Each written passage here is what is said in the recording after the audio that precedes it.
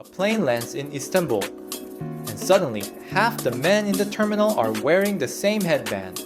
So here's the real question. Why are so many guys flying to Turkey for hair transplants? And what's the part nobody tells you until it's too late?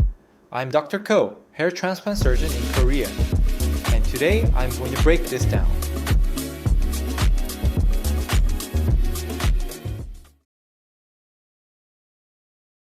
Let's start with the obvious. In the US, a hair transplant can cost $15,000, $20,000, sometimes more.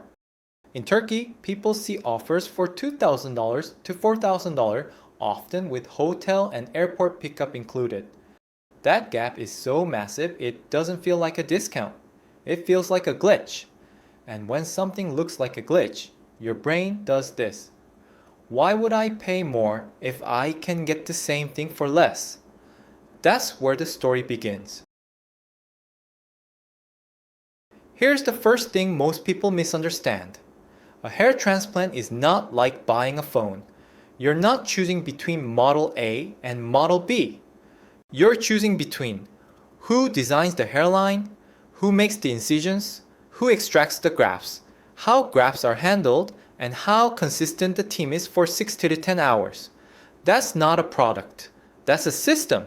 And the system determines whether you get a natural hairline, good growth, minimal scarring, and long-term survival, or whether you end up needing a second surgery.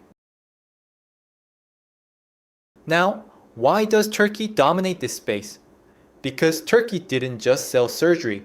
They built a high-volume medical tourism machine. A lot of clinics there run on a package model. You land. A driver picks you up and gets you to a hotel. Next day, you do procedure. And next day, flight home. From a business perspective, it's brilliant. From a patient safety perspective, it can be risky depending on the clinic. Because when you push volume hard enough, something has to give. Time, customization, or the level of medical involvement. This is where I want you to pause.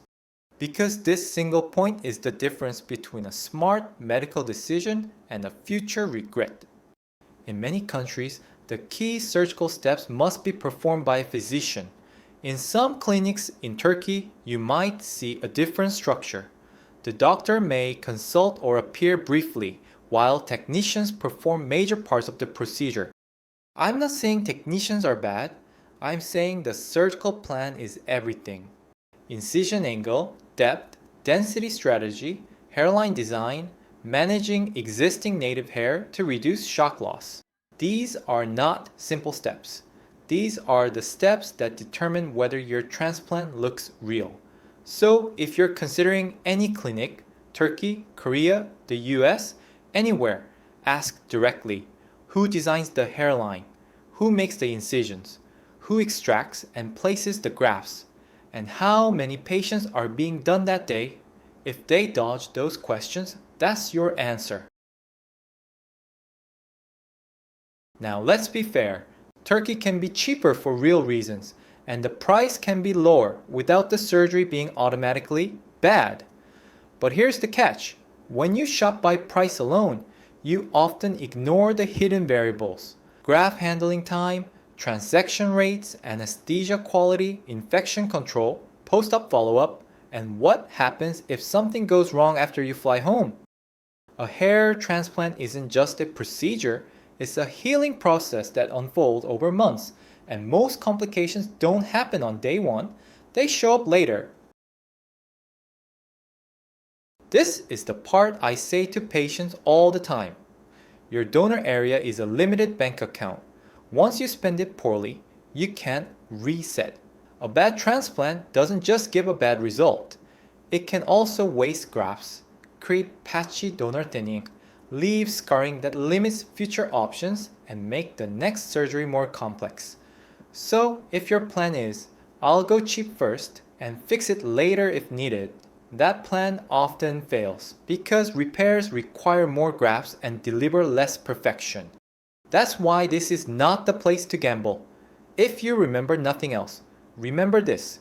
Before you choose a clinic, ask for Clear doctor involvement. Before and after results with similar hair type and pattern. A surgical plan, not just a graph number.